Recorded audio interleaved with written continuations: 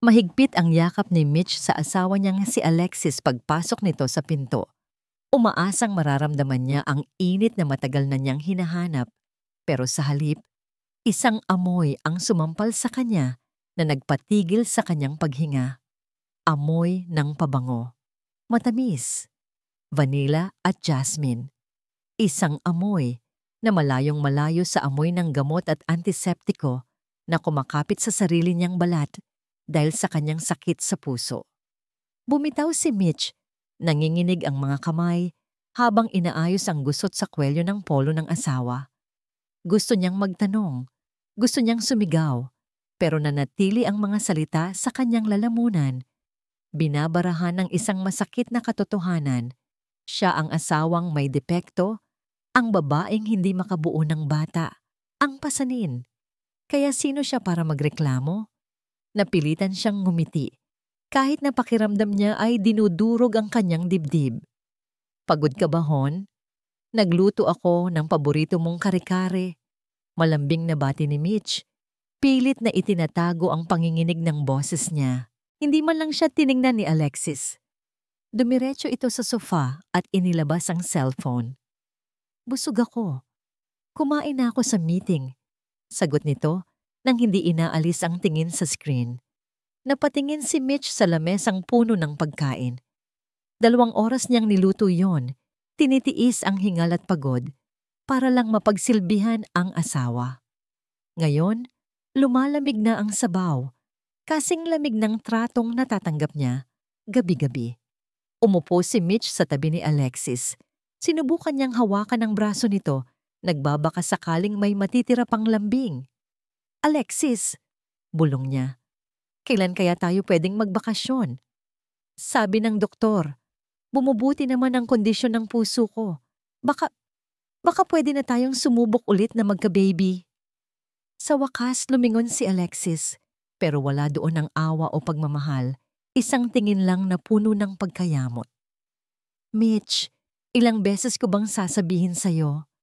Mariin ang boses ni Alexis. Mahina ka. Sabi ni Dr. Reyes, delikado sa'yo ang magbuntis. Huwag ka nang makulit. Kontento na ako sa ganito.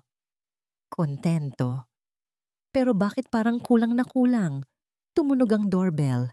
Napakunot ang noo ni Mitch. Gabi na. Sino naman ang dadalaw ng ganitong oras? Si Alexis ang unang tumayo. Mabilis pa sa 4:00 at binuksan ang pinto. Pumasok si Lisa. Ang best friend ni Mitch. Maganda, mabango, at punong-puno ng buhay. Lahat ng bagay na pakiramdam ni Mitch ay wala siya. Surprise!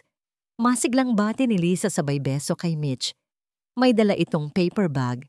Bessie, dumaan lang ako para iabot mo to. Mga herbal tea galing sa abroad. Sabi nila, maganda daw to para sa sirkulasyon ng dugo mo.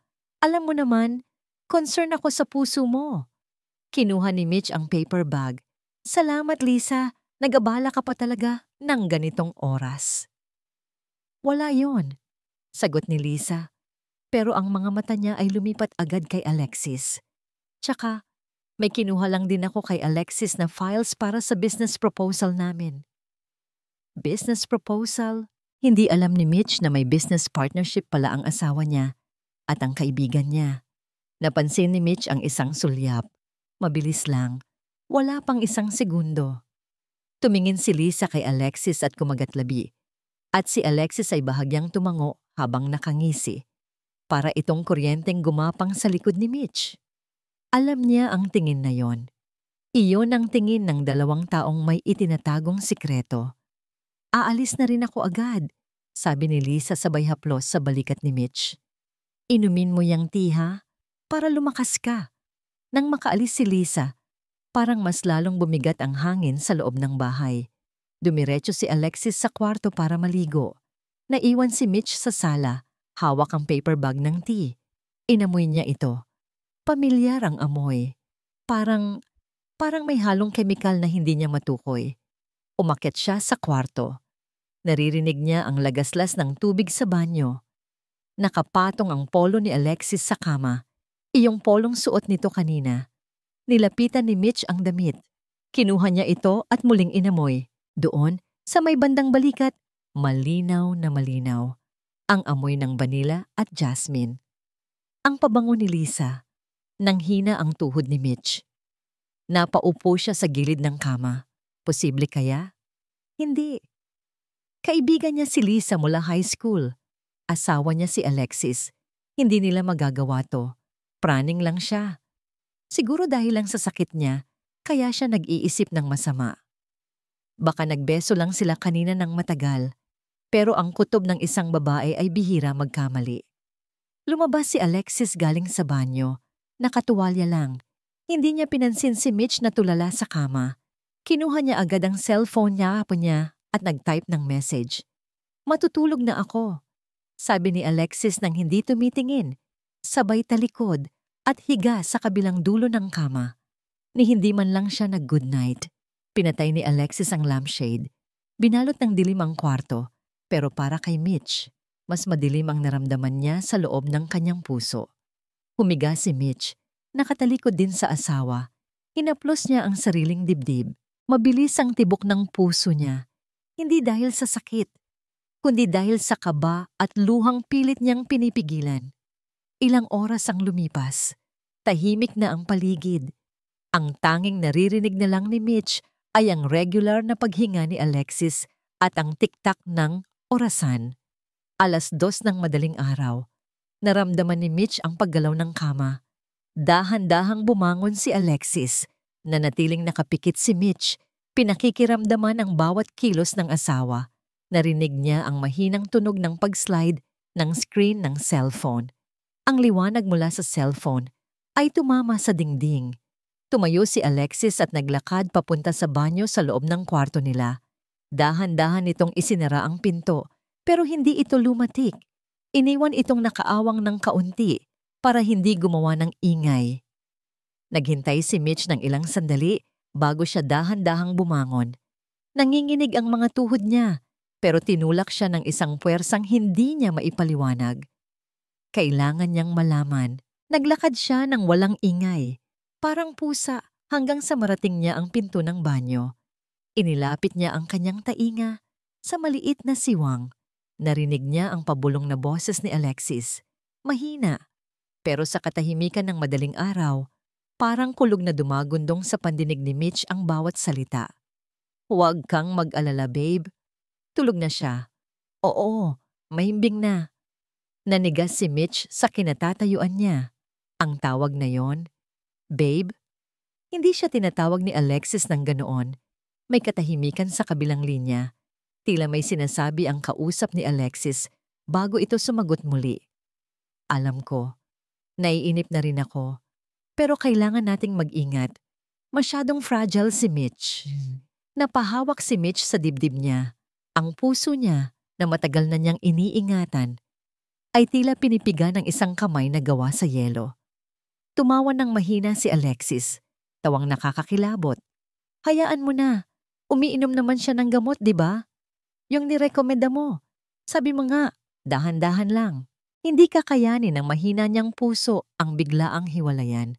Mas madali para sa atin kapag kusa na lang siyang bumigay. Napaatras si Mitch. Muntik na niyang matabig ang vase sa hallway. Bumigay? Ang gamot? Ang tea na bigay ni Lisa. Hindi lang ito simpleng panloloko. Pinaplano nila ang pagkamatay niya. Gusto niyang sumigaw. Gusto niyang buksan ang pinto at kumprontahin si Alexis. Pero nanlambot ang mga tuhod niya. Kung papasukin niya ngayon si Alexis, baka atakihin siya sa puso doon mismo. At iyon mismo ang gusto ng mga ito. Dahan-dahan, sa kabila ng nanginginig na kalamnan, umatras si Mitch pabalik sa kama. Humiga siya. Tinalikuran ang pinto ng banyo at nagtalukbong ng kumot. Naramdaman niya ang pagtulo ng luha sa kanyang pisngi, mainit at masakit. Kinagat niya ang kanyang braso para pigilan ang paghagulgol. Bumukas ang pinto ng banyo. Naramdaman niya ang paglapit ni Alexis. Humiga ito sa tabi niya. Naramdaman niya ang braso ni Alexis na dumampi sa likod niya. Ang parehong braso na kani-kanina lang ay may hawak na telepono habang pinag-uusapan ang kamatayan niya. "Good night, Mitch," bulong ni Alexis sa hangin bago tumalikod at natulog. Ilang minuto ang lumipas bago tuluyang humilik si Alexis. Ang tunog ng kanyang paghinga ay payapa. Parang walang bahid ng konsensya. Parang hindi siya katatapos lang magplano ng katapusan ng sarili niyang asawa. Pero para kay Mitch, hindi na siya makakatulog. Hindi ngayong gabi. Hindi habang katabi niya ang taong nagpaplano ng libing niya. Dahan-dahang iminulat ni Mitch ang kanyang mga mata sa dilim. Aninag niya sa bedside table ang paper bag na iniwan ni Lisa kanina. Ang herbal tea na pampalakas daw. Ang gamot na galing sa isang kaibigan. Lason. Nanikip ang dibdib ni Mitch. Pero sa pagkakataong ito, hindi dahil sa sakit ng puso. Naninikip ito dahil sa galit na ngayon lang niya naramdaman ng ganito katindi. Gusto nilang bumigay ang puso niya. Gusto nilang mamatay siya ng tahimik para maging malaya sila. Pinahid ni Mitch ang huling butil ng luha sa kanyang pisngi. Mabilis. Marahas. Sa dilim ng kwartong iyon, habang mahimbing na natutulog ang lalaking pinag-alayan niya ng buong buhay niya, may nagbago kay Mitch. Ang takot ay napalitan ng isang malamig na desisyon. Tinitigan niya ang likod ni Alexis. Kung impyerno ang gusto nilang ibigay sa kanya, sasalubungin niya ito ng nakadilat. Simula ngayong gabi, hindi na siya ang asawang bulag.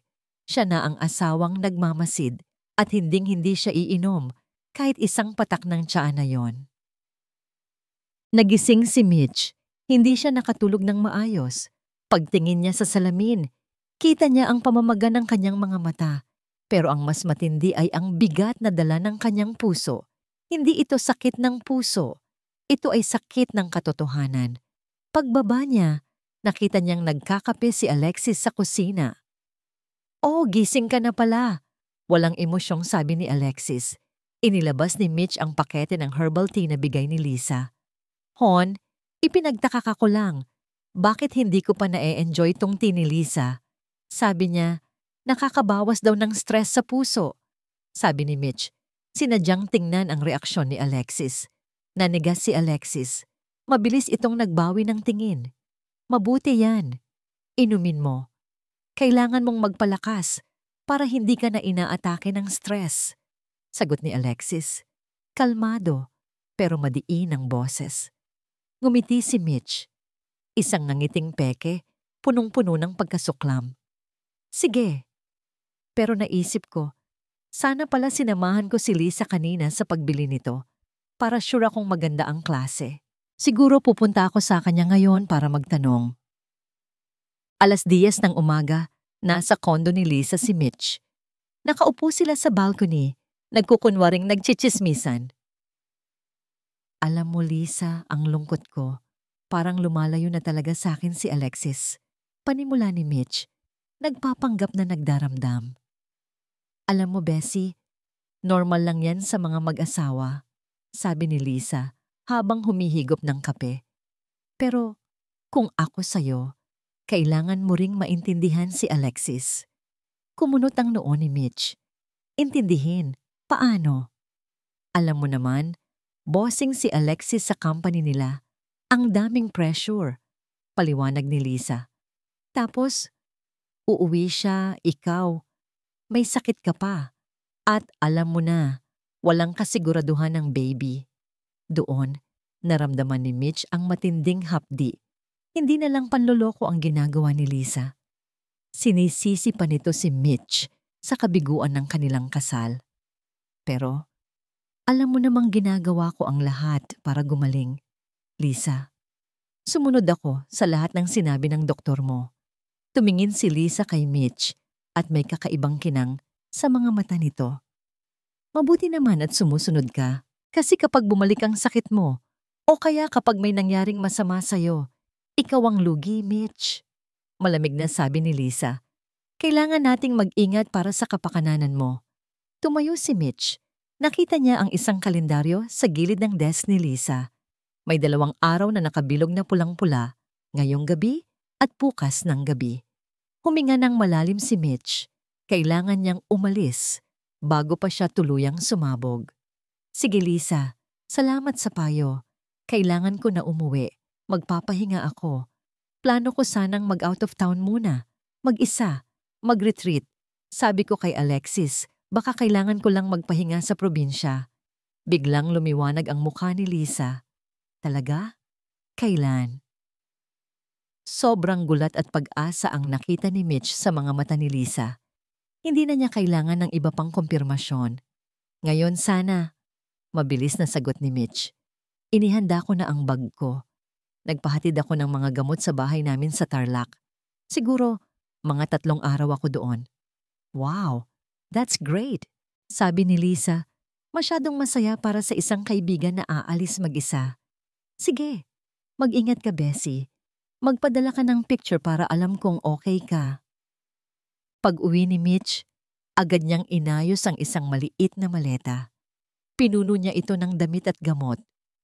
Pag-uwi ni Alexis mula sa opisina, sinalubong siya ni Mitch ng yakap. Hon, aalis na ako. Sabi ko sa'yo, magre-retreat ako sa Tarlac. Para di mo na ako alalahanin dito. Tinext ko na si Manang Berta na i-ready ang kwarto ko. Sige. Mabilis na sagot ni Alexis, halatang natutuwa. Mag-ingat ka.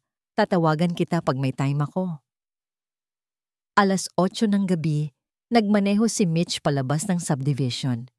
Kitang-kita niya si Alexis na nakasilip sa bintana, naghihintay na makalayo siya. Pero imbes na magtungo sa Tarlac, dinala ni Mitch ang kotse niya sa isang kalapit na motel at doon nag-check-in. Hindi siya magpapahinga. Naghintay siya. Nagbilang ng oras. Siniguro niyang makakatulog na ang mga kapitbahay at tuluyan ng maging tahimik ang subdivision. 12:00 ng hating gabi, naglakad si Mitch pabalik sa sarili niyang bahay. Iniwan niya ang kotse niya sa motel para hindi mapansin. Tahimik ang lahat. Ang tanging liwanag ay nanggagaling sa mga ilaw ng poste. Pinasok ni Mitch ang bahay gamit ang spare key. Nag-iingat siya sa bawat hakbang.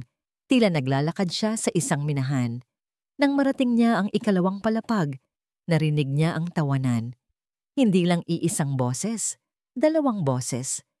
Boses ni Alexis at isang boses ng babae na pamilyar na pamilyar. Boses ni Lisa. Nakita ni Mitch ang ilaw sa ilalim ng silid-tulugan nila. Bukas ang pinto, nakaawang lang. Dahan-dahan siyang lumapit. Tumambad sa kanya ang tanawin. Mga damit na nakakalat sa sahig. Polo ni Alexis at isang puting damit na pambahay, damit ni Lisa. Hindi na niya kailangang makita pa. Ang pagduwal at paghilo ay halos sumira sa kanyang kontrol. Pero hindi siya sumigaw. Hindi siya umiyak. Sa halip, lumuhod si Mitch. Tinitigan ang ilalim ng kama. Maliit ang espasyo, pero kasya siya. Kailangan niyang makinig. Hindi na siya aalis hanggat hindi niya naririnig ang bawat detalye ng kanilang kasamaan. Kinuha ni Mitch ang hininga niya. Dahan-dahan, itinulak niya ang sarili niya papasok sa ilalim ng kama. Sa dilim. Habang sa itaas niya, ay nagsisimula na ang tawanan ng 2 traidor. Huminga siya ng marahan, binabantayan ang bawat tibok ng kanyang puso. Habang inaayos ang sarili sa makitid at maalikabok na espasyo, naghihintay sa katotohanang tiyak na wawasak sa kanya. Hindi makahinga si Mitch, hindi dahil sa alikabok sa ilalim ng kama, kundi dahil sa bigat na pumipiga sa kanyang dibdib. Nakadapa siya, yakap ang mga tuhod, nakatingala sa ilalim ng kama na parang isa itong entablado ng kataksilan. Nagsimulang gumalaw ang kama. Naririnig ni Mitch ang malakas na pagtawa at bulungan mula sa itaas na para bang isa lang siyang insekto na walang halaga. Akala ko ba 3 araw siyang mawawala? Tanong ni Alexis. May halong pagkamuhi sa boses. Ang bobo niya. Siyempre, kailangan kong sabihin na 3 araw siya aalis para may oras tayo. Sagot ni Lisa. Ang boses nito ay matinis, malayo sa kaibigang nag-aalala na nakilala ni Mitch. Naramdaman ni Mitch ang panginginig ng buong katawan niya. Ito na pala ang Lisa na matagal nang nagtatago sa likod ng ngiti. Sobrang dali niyang utuin, patuloy ni Lisa. Pinaniwala mo lang na ang sakit niya sa puso ang dahilan kaya hindi siya makabuo. At syempre, yung referral ko sa doktor ko, ang dami kong ginastos doon, Lex. Pero sulit, para manatili siyang may kasalanan. Pumikit si Mitch. Ang resulta ng fertility test niya, ang bawat gamot na ibinigay sa kanya, ang bawat diagnosis na nagpaliwanag na ang puso at matris niya ay parehong mahina. Lahat ay kasinungalingan. Pinagsamantalahan nila ang kondisyon niya. Tungkol sa pagbubuntis, babe. Seryosong sabi ni Alexis, kailan mo balak sabihin sa kanya? Medyo halata na, di ba? Napakagatlabi si Mitch. Pagbubuntis, totoo pala. Huwag kang mag-alala, Lex. Mas maganda kung mapipilitan siyang umalis mag-isa, na siya mismo ang magpapasya na wala siyang karapatan sa buhay mo. Sagot ni Lisa. Saka, kapag nalaman niya, siguradong sisihin niya ang sarili niya dahil hindi niya kayang ibigay sa iyo ang pamilyang ito. Hayaan mo lang siyang mag-suffer. Habang nagsasalita si Lisa, naramdaman ni Mitch ang unti-unting pag-init ng kanyang mga mata. Hindi dahil sa sakit, kundi dahil sa paghihiganti. Pero Lisa, sabi ni Alexis na may kakaibang tono, sigurado ka ba na gusto mong mag-anak agad? Wala pa tayong sapat na pera para buuin yan. Pera? Kaya nga tayo nagmamadali, Lex. Sa oras na malaman niyang buntis ako, hindi na niya magagawang balikan ang mga ari-arian mo, di ba? Lalo na yang bahay na to. Ito ang pangarap ko. Hindi ko hahayaang makuha niya ito. Wala na siyang karapatan. Ang mga salita ni Lisa ay parang mga kutsilyo, pero sa bawat saksak, naging mas malinaw ang paningin ni Mitch. Hindi ito pag-ibig, ito ay kasakiman. Niloloko ni Lisa si Alexis at niloloko ni Alexis si Mitch. Nagsimulang magbago ang tono ng usapan nila, nag-iinit. Kung hindi mo makuha, sige, sabihin mo sa akin. Kaya ko pa namang maghanap ng iba. Tigilan mo yan, Lisa. Sigaw ni Alexis. Naramdaman ni Mitch ang matinding paggalaw sa itaas. Ang mga unan at kumot ay nahulog sa tabi ng kanyang ulo. Doon, nagkaroon ng pagkakataon si Mitch na makita ang isang bagay na nagpakumpleto sa kanyang puzzle. Malapit sa pinto ng banyo, nakita niya ang cellphone ni Lisa. At sa screen, nakita niya ang isang text message na galing sa isang Rafa na may nakasulat na, "Mag-ingat ka. Baka mahalata ni Alexis na hindi siya ang ama ng bata."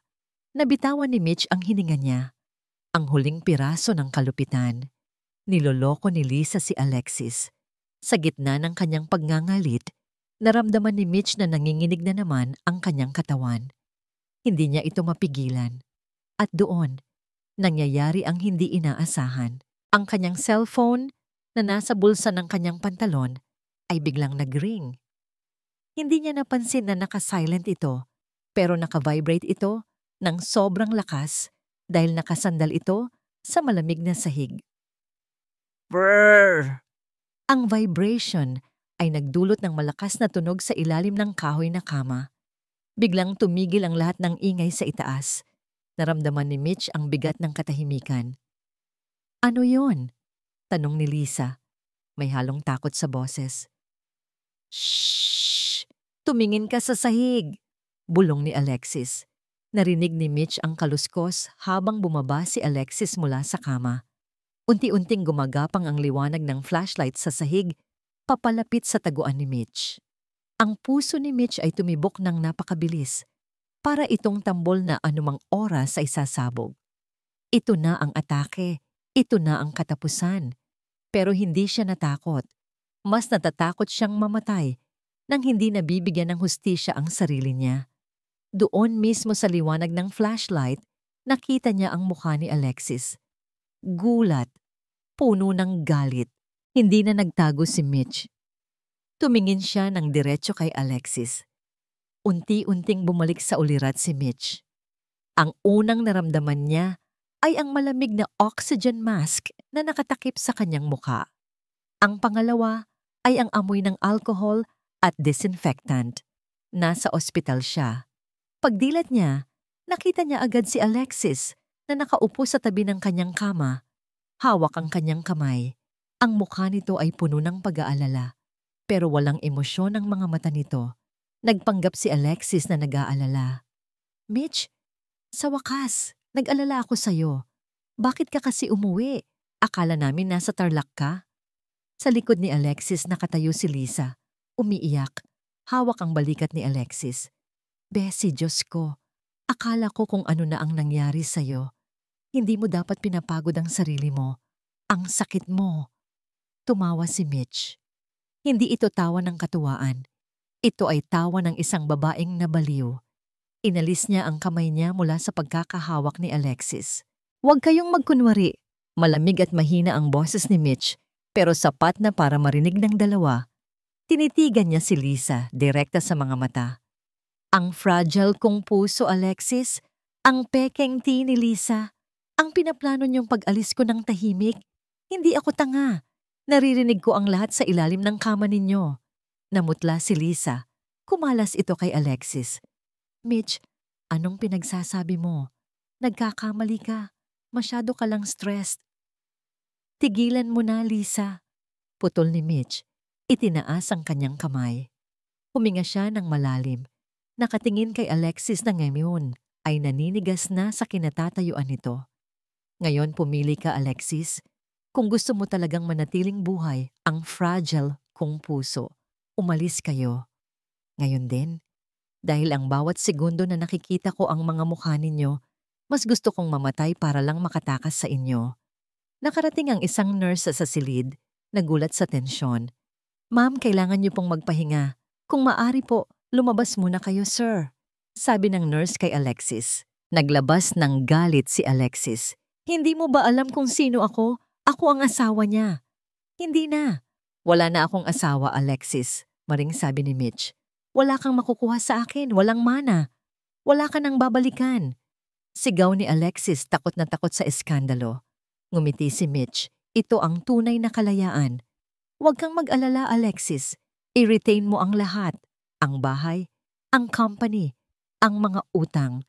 Ang kailangan ko lang ay ang buhay ko na sinubukan ninyong patayin. Pagkalabas ng ospital, dumiretso si Mitch sa isang abogado. Sa loob lamang ng 2 linggo, natapos ang lahat. Hindi siya humingi ng kahit ano. Pumirma siya agad. Tiniis niya ang mga mapanghusgang tingin. Tiniis niya ang pakiramdam ng pagkawala ng halos 2 dekada niyang buhay. Nagrenta si Mitch ng isang maliit, makipot na kwarto sa labas ng Maynila. Isang lugar kung saan hindi siya mahahanap ni Alexis.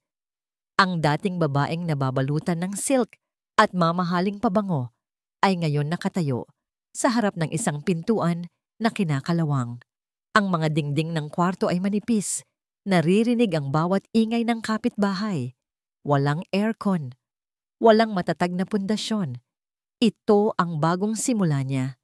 Ito ang presyo ng kanyang kalayaan.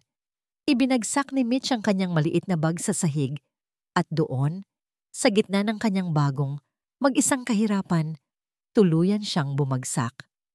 Hindi na siya lumaban. Hinayaan niyang dumaloy ang sakit. Ang mga luha ay umaagos, hindi dahil sa pag-ibig na nawala, kundi dahil sa taon ng pagpapanggap at pagpapahirap na sinapit niya. Hindi ako kulang. Hindi ako sira. Sila ang sira. Habang siya ay nakaluhod at umiiyak, nagsimulang umulan ng malakas. Ang tunog ng ulan ay parang mga martilyo sa bubong. Hindi niya napansin na may kumatok. Mahina lang. Bumukas ang pinto. Isang matangkad, kalmadong boses ang nagtanong. Ma'am, okay lang po ba kayo? Ako po si Julius, ang may-ari ng bahay. Narinig ko po kayong umiiyak. Baka gusto niyo ng kumot? Inangat ni Mitch ang kanyang ulo. Ang lalaki ay may hawak na kumot at isang baso ng tubig. Ang mga mata nito ay hindi mapanghusga. Walang halong pagnanasa o awa. Tanging pag-aalala lang. Si Julius, ang bago niyang landas. Hindi na nagtanong si Julius. Ibinigay niya lang ang kumot at ang baso ng tubig kay Mitch. Pagkatapos ay umalis. Hayaan mo siyang huminga. Ito ang tanging nasa isip ni Julius. Si Julius ang may-ari ng lumang apartment complex na yon. Isang simpleng tao, isang handyman, na nagtatrabaho ng husto para mabuhay. Nakita niya na ang lahat ng uri ng tao, pero kay Mitch, may kakaibang pakiramdam siyang naramdaman. Ang babae ay may suot na mamahaling singsing sa kanyang daliri, at ang kanyang damit ay malinis at galing sa dekalidad na tela. Kahit na kulubot, malinaw na galing siya sa magandang buhay. Pero bakit siya nag-iisa at umiiyak sa isang murang kwarto? Nang sumunod na araw, nagpanggap si Julius na nag-i-inspeksyon sa unit ni Mitch. Nadatnan niya itong nag-aayos ng mga gamit. Ang mga balikat nito ay matigas at ang mga kilos nito ay maingat. Tila natatakot itong makabasag ng kahit ano. "Ma'am Mitch, ako ulit." "Julius po," bati niya. "Pasensya na, kailangan ko lang tignan ng bumbilya. Medyo madilim kasi." "Okay lang," mahinang sagot ni Mitch.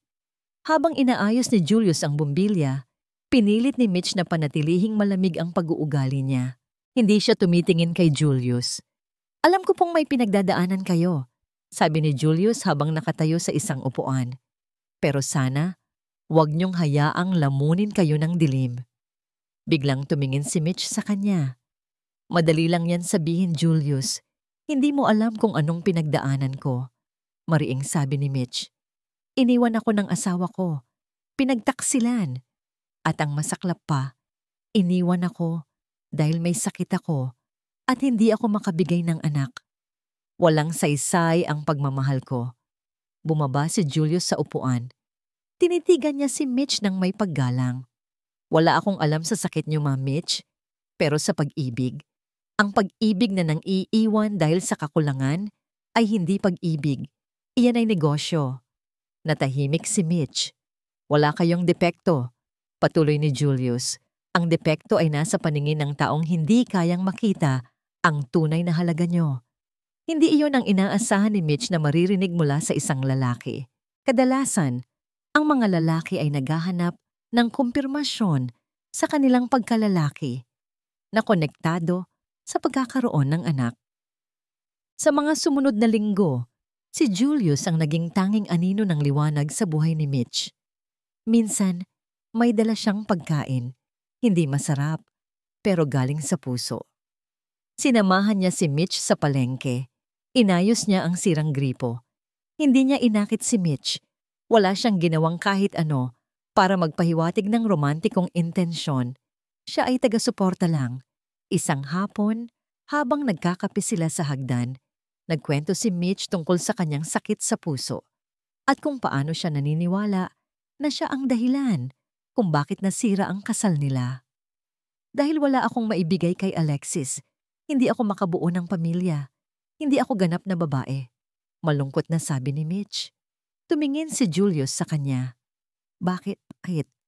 Kailangan ba ng isang babae ng matris para maging kompleto? Kailangan ba niya ng bata para maging tao?"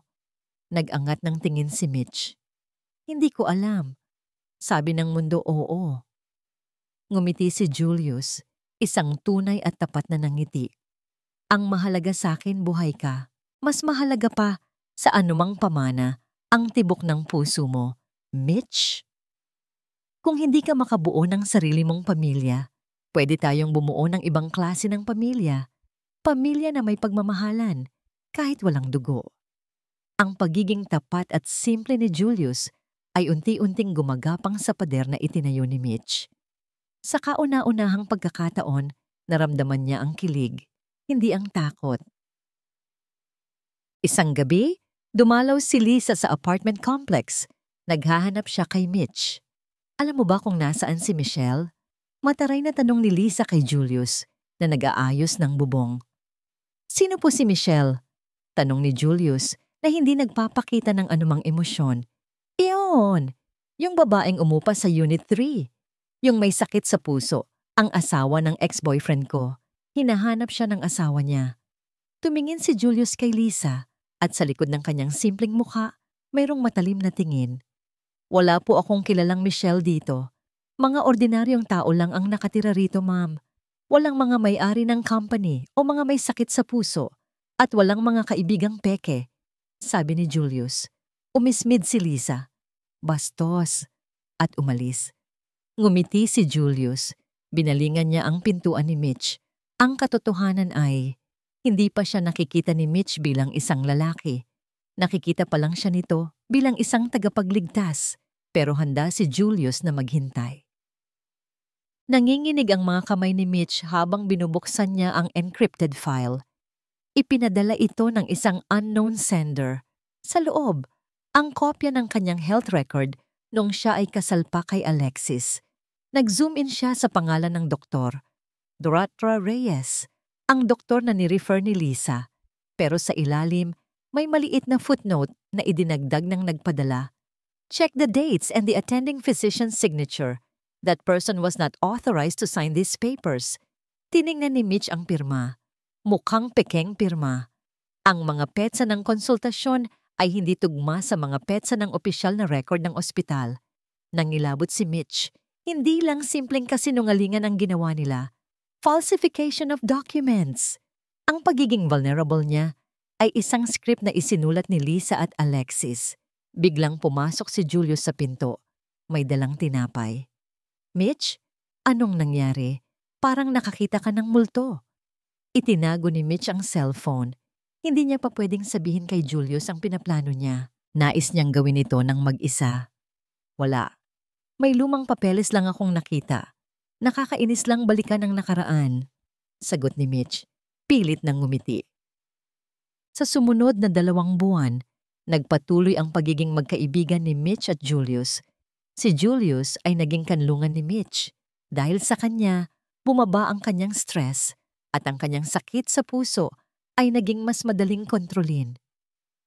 Isang araw, habang nag-aayos sila ng hardin sa likod ng apartment, nagulat si Mitch nang lumuhod si Julius. Mitch, sabi ni Julius, hawak ang isang simpleng singsing na gawa sa silver. Hindi ako kasing yaman ni Alexis. Wala akong malaking bahay at wala akong maipapangako sa'yo, kundi ang sarili ko at ang matapat kong puso. Natigilan si Mitch. Hindi siya makapagsalita. Hindi ko hinihingi na maging perpekto ka. Hindi ko hinihingi na bigyan mo ako ng anak. Ang kailangan ko lang, mahalin mo ako ng walang pagdududa. Alam kong nasaktan ka, pero handa akong maging doktor ng puso mo, hindi lang para gumaling ka, kundi para sumaya ka. Naramdaman ni Mitch ang init ng luha sa kanyang mga mata. Luha ng kaligayahan. Ito ang pag-ibig na walang kondisyon. Ito ang tunay na pagmamahal.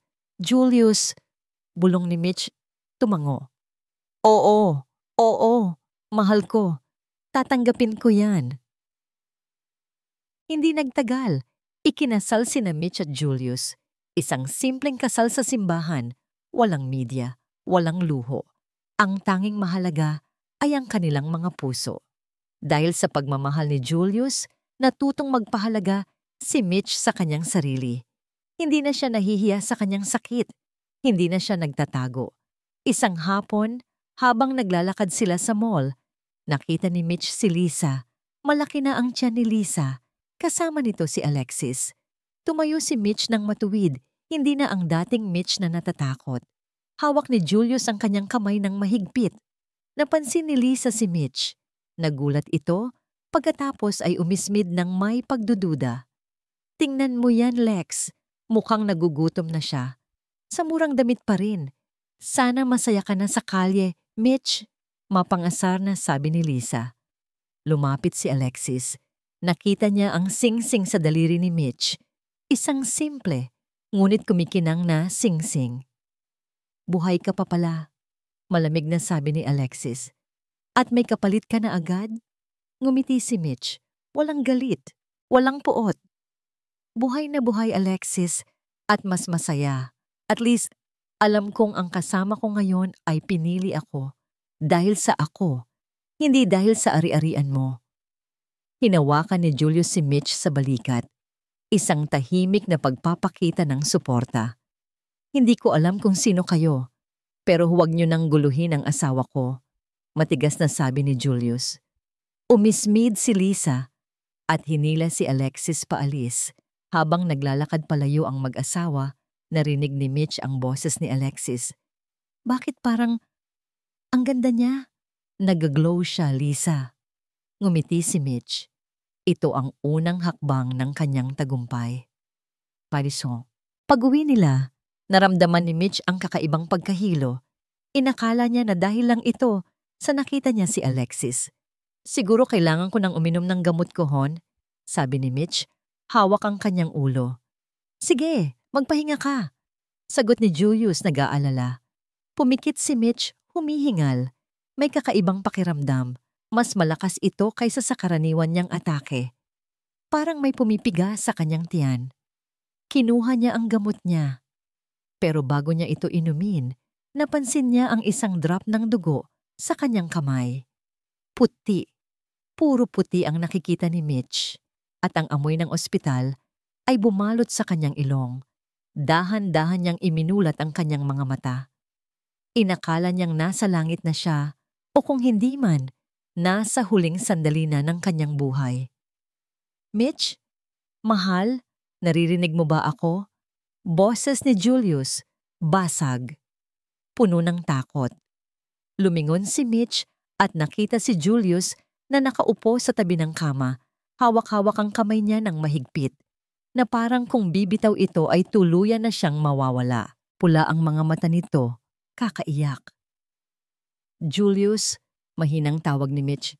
Buhay pa ako? Tumango si Julius at hinalikan ang likod ng palad niya. Oo, mahal. Nasa ospital tayo. Hinimatay ka.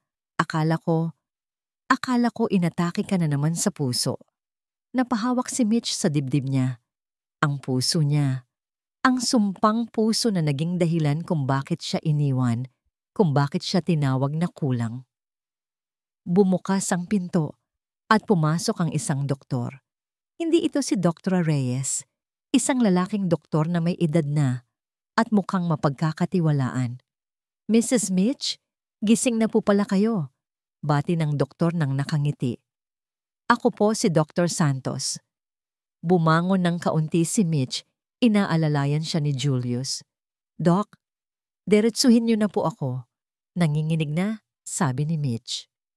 Malala na ba ang puso ko? Ilang buwan na lang ang itatagal ko? Nagkatinginan si Julius at ang doktor, pero sa halip na malungkot, tumawa ng mahina ang doktor.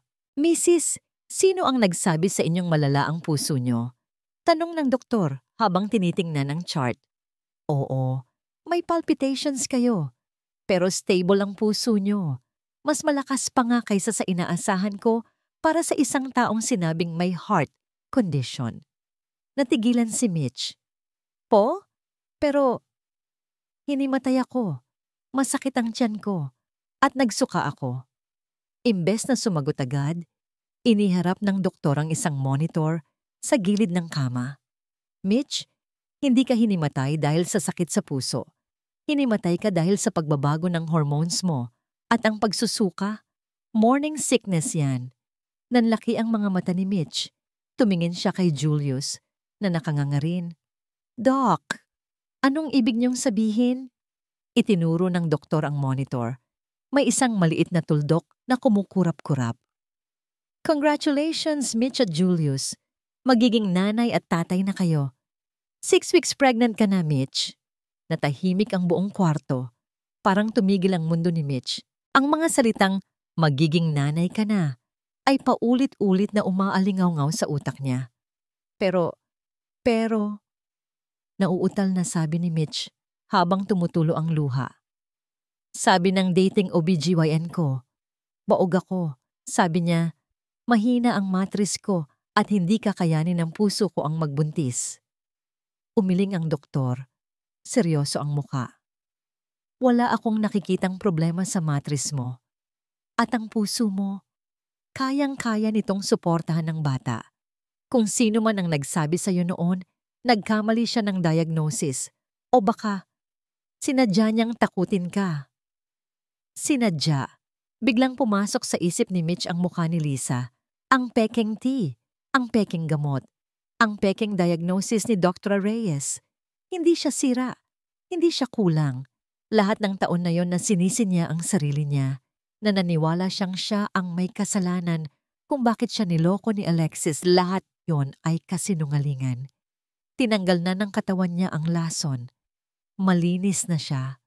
At ngayon, binigyan siya ng Diyos ng patunay na buong-buo siya.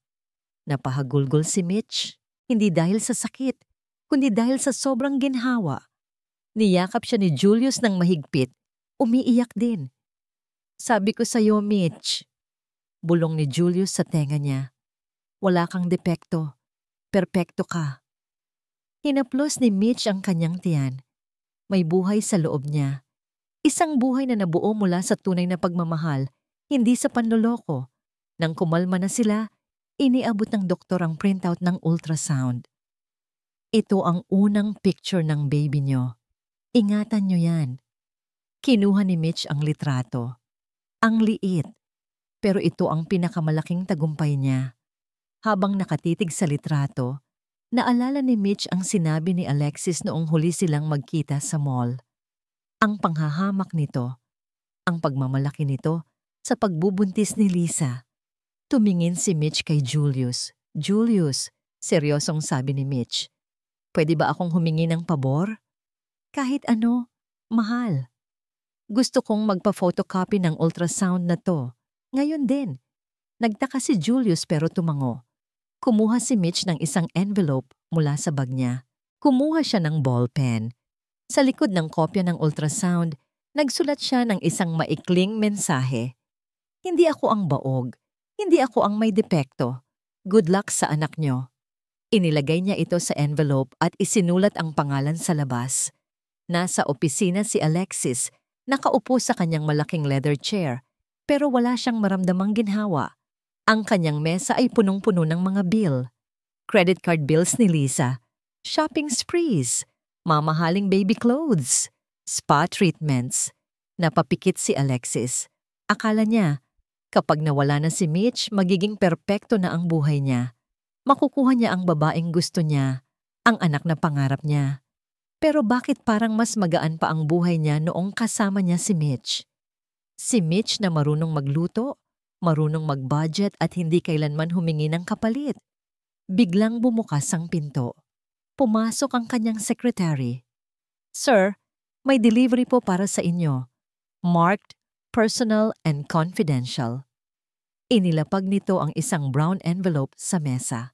Kumunot ang noo ni Alexis. Wala naman siyang inaasahang dokumento. Nang makaalis ang secretary, kinuha ni Alexis ang envelope. Walang return address. Punitin niya sana ito at itapon, pero may kung anong nagtulak sa kanya na buksan ito. Pinunit niya ang selyo, isang piraso ng papel ang nahulog, isang ultrasound. Natawa si Alexis. Ano to? Prank? May nagpadala ba ng maling mail? Pero nang tingnan niya ang pangalan sa itaas ng papel, tumigil ang paghinga niya. Patient name, Michelle C. 6 weeks pregnant. Nanlaki ang mga mata ni Alexis. Si Mitch, buntis, binaliktad niya ang papel. At doon, nakasulat ang mensahe na parang sumampal sa kanya ng paulit-ulit. Hindi ako ang baog. Hindi ako ang may depekto. Good luck sa anak niyo. Nabitawan ni Alexis ang papel. Nang hina ang mga tuhod niya. Paano nangyari yon? Sabi ni Dr. Reyes, baog si Mitch. Sabi ni Lisa, mahina ang matris nito. Ilang taon silang nagsama, ni minsan hindi ito nabuntis. Pero ngayon, ilang buwan lang matapos silang maghiwalay, buntis na agad ito sa ibang lalaki. Kung buntis si Mitch, ibig sabihin, hindi si Mitch ang may problema. Napatingin si Alexis sa litrato ni Lisa na nasa mesa niya. Nakadisplay ang malaking tiyan nito. Kung hindi si Mitch ang may problema, biglang pumasok ang isang nakakatakot na ideya sa utak ni Alexis. Isang ideya na ayaw niyang tanggapin dahil dudurog ito sa pagkalalaki niya. Kung kaya ni Mitch magbuntis, bakit hindi siya nabuntis ni Mitch noon? Posible kayang siya ang may problema? Hindi. Imposible. Nabuntis niya si Lisa. Malaki na ang tiyan nito. Kitang-kita naman ang ebidensya. Pero bumalik sa isip niya ang huling pagkikita nila ni Mitch sa mall. Ang sinabi nito, masaya. At least, alam kong ang kasama ko ngayon ay pinili ako. Dahil sa ako. Hindi dahil sa ari-arian mo. At ang tingin ni Lisa kay Mitch noon, hindi galit, kundi takot. Kinuha ni Alexis ang telepono. Tinawagan niya ang isang pribadong laboratorio malayo sa mga kakilala ni Lisa at Dr. Reyes. Gusto kong magpa-schedule ng full fertility workup ngayon din at gusto ko ng paternity test para sa baby na dinadala ng partner ko. Kinahapunan, umuwi si Alexis ng maaga. Tahimik ang bahay. Nadatnan niya si Lisa sa sala. Kausap ang cellphone. Nakatalikod ito. Oo nga, Rafa. Huwag ka nang makulit. Padadalhan kita ng pera bukas. Basta huwag kang magpapakita dito. Natigilan si Alexis sa may pinto. Rafa? Sino si Rafa? Mabilis na pinatay ni Lisa ang tawag nang marinig ang yabag ni Alexis. Lumingon ito, nakangiti. Pero halatang kinakabahan. Hon, ang aga mo yata? Bati ni Lisa. Sabay halik sa pisngi ni Alexis. Hindi gumanti ng halik si Alexis. Tinitigan niya lang si Lisa. Sino kausap mo? Tanong niya malalamig. Wala. Yung caterer lang para sa baby shower natin. Alam mo na, medyo mahal ang charge nila, kaya nakipagtawaran ako. Palusot ni Lisa. Tumango si Alexis, pero hindi siya naniwala. Ang tiwala niya, na dati ay buong-buo kay Lisa, ay basag na ngayon. Lisa, sabi ni Alexis, nagpa-schedule ako ng check-up natin bukas para sa baby. Namutla si Lisa. Ha? Pero may check-up naman tayo kay Dr. Reyes next week, di ba? Hindi kay Dr. Reyes, mariing sabi ni Alexis. Sa ibang doktor. Gusto ko ng second opinion. Para sigurado. Pero Lex, kilala na tayo ni Dr. Reyes. Bakit pa tayo lilipat? Baka ma-stress lang ako at ang baby. Nagtaas na ng boses si Lisa, halatang nagpapanik. Lumapit si Alexis sa kanya. Hinawakan niya ang tiyan ni Lisa. Dati, tuwing hahawakan niya ito, nakakaramdam siya ng pride. Ngayon, pagdududa na lang ang nararamdaman niya. Kung wala kang tinatago, Lisa, walang dapat ikatakot. Bulong ni Alexis. Kinabukasan, sa klinika. Halos ayaw pumasok ni Lisa sa room, pero hinila siya ni Alexis habang hinihintay ang resulta ng fertility test ni Alexis na minadali dahil sa koneksyon niya. At ang prenatal check-up ni Lisa, tahimik lang silang dalawa. Lumabas ang doktor. Seryoso ang mukha. May hawak itong dalawang folder. Mr. Montefalco, panimula ng doktor. Tungkol sa fertility test mo, kinabahan si Alexis. Base sa analysis ng sperm count at motility mo, I'm sorry to say this, pero sterility is highly probable. You have a condition called azoospermia. Ibig sabihin, halos imposible kang makabuo ng bata ng natural. Parang binuhusan ng malamig na tubig si Alexis. Imposible. Baog siya. Siya ang baog. Dahan-dahan siyang lumingon kay Lisa. Nakayuko ito, nanginginig ang mga kamay. Kung baog ako. Bulong ni Alexis, ang boses ay nanginginig sa galit.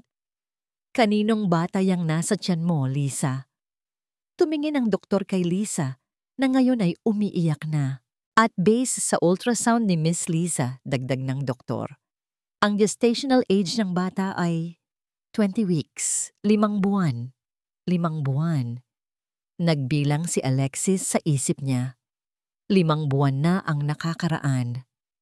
Nasa business trip siya sa Singapore ng 2 linggo. Wala siya sa Pilipinas. Sumabog ang mundo ni Alexis.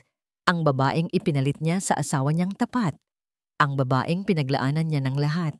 Ang babaeng naging dahilan kung bakit niya tinapon si Mitch ay niloloko lang pala siya. Nilapitan niya si Lisa. Sino sumitungno? Sigaw ni Alexis. Sino ang ama niyan? Umatras si Lisa, takot na takot. Lex, let me explain. Lasing lang ako noon. Si Rafa, ex ko siya. Isang gabi lang yon. Lex, mahal kita. Ginawa ko lang to para magka-baby tayo. Kasi alam kong gusto mo ng anak. Ginawa mo para magka-baby tayo? Tumawa si Alexis, tawang parang demonyo.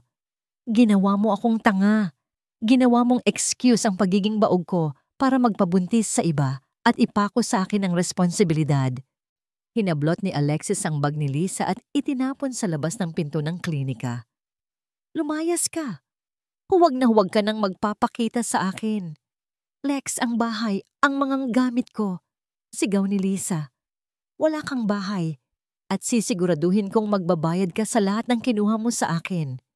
Iniwan ni Alexis si Lisa na umiiyak sa hallway ng ospital habang pinagtitinginan ng mga tao. Naglakad si Alexis palabas pero wala siyang naramdamang tagumpay. Ang naramdaman lang niya ay ang matinding bigat ng katotohanan. Siya ang may kasalanan. Siya ang may diferensya. Si Mitch, ang mabait niyang asawa, ay nagdusa ng maraming taon, inisip na siya ang may mali dahil sa kapalpakan ni Alexis. At ngayon, si Mitch ay buntis, may sariling pamilya, masaya. Habang siya ay mag-isa, baog at niloko. Sumakay si Alexis sa kotse niya at sumubsob sa manibela. Doon, sa loob ng kanyang mamahaling sasakyan, umiyak siya ng parang bata. Iyak ng pagsisisi na huli na ang lahat. Hindi makapaniwala si Alexis sa nakikita niya sa screen ng cellphone. Zero balance. Ang joint account, ang savings para sa expansion ng negosyo, ang pondo para sa renovation ng bahay, lahat tinangay ni Lisa. Hayop ka, Lisa! Sigaw ni Alexis sa loob ng kotse, sabay hampas sa manibela hanggang sa mamula ang mga palad niya. Pinaandar niya ang kotse, mabilis, parang baliw. Kailangan niyang maabutan si Lisa, kailangan niyang bawiin ang lahat. Pagdating niya sa kondo, na nakapangalan kay Lisa pero siya ang nagbabayad, nakita niyang bukas ang pinto. Magulo ang loob. Wala na ang mga mamahaling painting. Wala na ang mga alahas sa vault na alam ni Lisa ang password. Sa gitna ng sala, may isang lalaking nakatayo. May hawak na malaking bag. Si Rafa, ang lalaking nabanggit ni Lisa sa telepono. Sino ka? Sigaw ni Alexis. Lumingon si Rafa, nakangisi. Ikaw siguro si Alexis, ang sponsor namin. Susugod sana si Alexis, pero naglabas ng kutsilyo si Rafa. Ops, dahan-dahan sir, baka masaktan ka. Wala ka pa naman sigurong anak na mag-aalaga sa'yo. Pangaasar ni Rafa. Sa likod ni Rafa, lumabas si Lisa galing sa kwarto, dala ang huling maleta. Lisa! Tawag ni Alexis. Ibabalik mo ang pera ko o ipapakulong kita. Tumawa lang si Lisa. Ipapakulong? Good luck, Lex. Ang joint account, nakapangalan sa atin pareho. Karapatan kong mag-withdraw. At ang mga gamit na to, regalo mo lahat sa akin. May mga resibo ako. Lumapit si Lisa kay Alexis, pero nanatili sa likod ni Rafa. Alam mo, Lex, kung hindi ka lang sana naging obsessed sa pagkakaroon ng anak, baka nagtagal pa tayo, pero masyado kang desperate, kaya madali kang lokohin. Minahal kita, Lisa. Iniwan ko si Mitch para sa'yo, sumbat ni Alexis. Tumutulo ang luha sa galit. At iyon ang pinakamalaking pagkakamali mo. Sagot ni Lisa ng walang gatol. Si Mitch? Siya lang ang tangang magmamahal sa isang tulad mo. Isang lalaking baog na, mayabang pa. Pero sinayang mo siya. Senyalis ni Lisa kay Rafa. Tara na babe, tama na ang drama. Pinanood ni Alexis habang naglalakad palabas ang dalawa. Gusto niyang lumaban, pero wala siyang lakas. Ang katotohanan na sinampal sa kanya ni Lisa ay mas masakit pa sa saksak ng kutsilyo. Si Mitch lang ang tangang magmamahal sa isang tulad mo. Napaluhod si Alexis sa sahig ng kondo na wala ng laman. Ang katahimikan ay nakabibingi. Wala na. Ubos na. Ang pera, kayang kitain ulit. Ang negosyo, pwedeng itayo ulit. Pero ang taong nagmahal sa kanya ng totoo, ang taong tinanggap siya kahit inaakala nilang may kulang sa kanya, wala na. Kinuha ni Alexis ang cellphone niya. Hinanap niya ang lumang number ni Mitch. Nagring ito. Tuot. Tuot. The number you have dialed is not in service. Napangiti ng mapait si Alexis. Siyempre, Nagpalit na siya ng number. Binura na siya nito sa buhay niya. Pero hindi siya pwedeng sumuko. Kailangan niyang makita si Mitch. Kailangan niyang humingi ng tawad.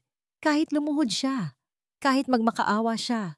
Baka sakaling may natitira pang pagmamahal. Dali-dali siyang tumayo. Naalala niya ang return address sa envelope ng ultrasound. Wala palang return address. Pero naalala niya ang pangalan ng doktor sa ultrasound. Dr. Santos. Hinanap niya sa internet ang pangalan ng doktor. Dr. Emmanuel Santos, OB-GYN, St. Luke's Medical Center. Sumakay ulit si Alexis sa kotse. Pupuntahan niya ang doktor. Magmamakaawa siya para makuha ang address ni Mitch.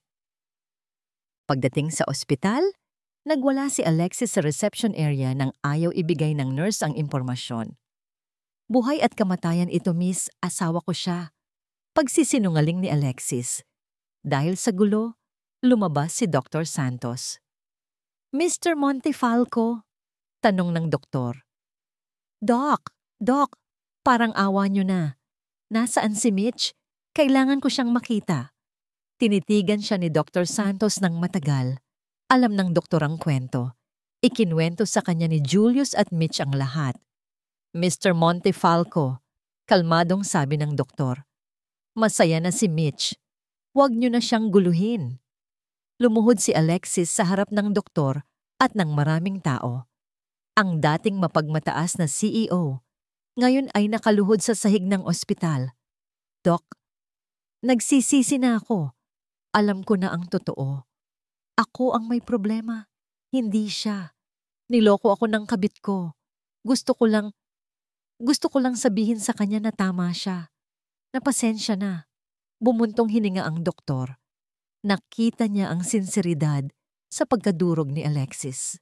Hindi ko pwedeng ibigay ang address niya, sabi ng doktor. Pero alam ko kung nasaan siya ngayon. Nasa simbahan siya ng Quiapo. Nagsisimba sila ng asawa niya. Nakita ni Mitch ang lahat.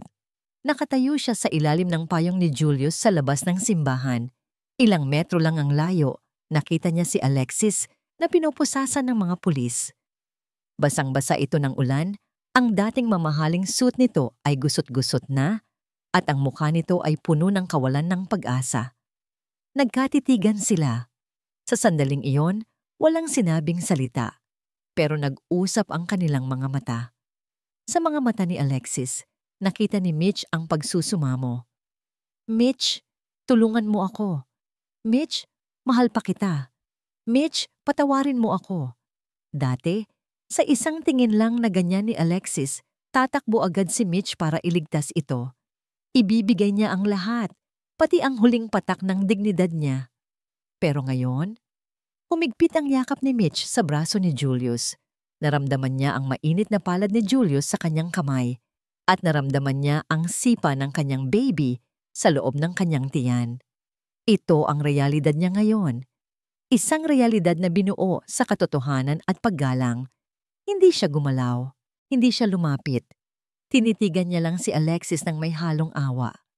Awa para sa isang taong mayroon ng lahat. Pero piniling itapon ito dahil sa kasakiman. Habang hinihila ng mga pulis si Alexis pasakay sa patrol car, sumigaw ito. Mitch! Mitch! Patawarin mo ako! Mitch! Ikaw lang ang totoo! Mitch! Ang boses ni Alexis ay paos at basag, nilulunod ng ingay ng ulan at ng syudad. Tumingin si Julius kay Mitch. Gusto mo bang lapitan siya? Umiling si Mitch ng marahan. Ngumiti siya. Isang ngingiti na abot hanggang mata, payapa at walang bigat. Hindi na, Julius. Wala na akong sasabihin sa kanya. Ang katahimikan ko, ang pinakamalakas na sagot. Pumasok na si Alexis sa loob ng police car. Bago isara ang pinto, ang huling nakita niya ay si Mitch na tumatalikod. Inaalalayan ni Julius habang naglalakad sila palayo sa kanya, palayo sa nakaraan, patungo sa isang kinabukasan na hinding-hindi na magiging bahagi si Alexis. Ilang buwan ang lumipas. Nasa delivery room si Mitch. Hawak ni Julius ang kamay niya. Kaya mo yan, mahal, konti na lang. Cheer ni Julius, kahit na namumutla rin ito sa kaba. Sa isang huling ire, narinig nila ang pinakamagandang tunog sa buong mundo. Uha, uha, ang iyak ng isang sanggol. Inilapag ng doktor ang bata sa dibdib ni Mitch. Isang malusog na batang lalaki. Ang lakas ng baga niya, sabi ng doktor. At ang puso niya, kasing tibay ng sananay niya. Umiyak si Mitch habang hinahagkan ng kanyang anak. Tumingin siya kay Julius. Julius! Bulong niya. Anong ipapangalan natin sa kanya? Hinaplos ni Julius ang ulo ng bata. Gabriel. Kasi siya ang mensahero ng Diyos na nagpatunay na ang pagmamahal ay laging nagwawagi. Sa isang masikip na selda sa City Jail, nakaupo si Alexis sa isang sulok. Payat na siya at ang kanyang mga mata ay malalim at walang buhay. Hawak niya ang isang lumang dyaryo. Sa society page, may maliit na balita. Local entrepreneur Julius at asawang si Michelle nag-donate ng pondo para sa Heart Center matapos isilang ang kanilang panganay. Walang picture ng bata para sa privacy. Pero may picture ni na Mitch at Julius. Nakangiti sila. Simple lang ang suot. Pero ang saya sa mga mukha nila ay hindi kayang bilhin ng kahit anong pera ni Alexis noon. Tinupi ni Alexis ang dyaryo. Naalala niya ang sinabi niya kay Mitch noon. Mahina ka. Wala kang kwenta. Napaluha siya. Siya pala ang mahina. Siya ang walang kwenta. At ngayon, siya ang mag-isa. Ending scene. Bumalik ang eksena sa isang masayang bahay. Linggo ng umaga. Nasa hardin si Mitch, karga si baby Gabriel. Nagdidilig ng halaman si Julius habang kumakanta ng sintonado. Tumingin si Mitch sa langit. Maaliwalas. Walang ulap. Hinawakan niya ang kanyang dibdib. Ang puso niya, na dating punong-puno ng takot at sakit, ngayon ay punong-puno ng pagmamahal. Dati, nagtago siya sa ilalim ng kama para marinig ang katotohanan. Ngayon, nakatayo siya sa ilalim ng araw, nabubuhay sa katotohanan. Lumapit si Julius at hinalikan siya sa noo. Masaya ka? Tanong ni Julius. Sumandal si Mitch sa balikat ng asawa. Sobra, dahil sa wakas, buo na ako.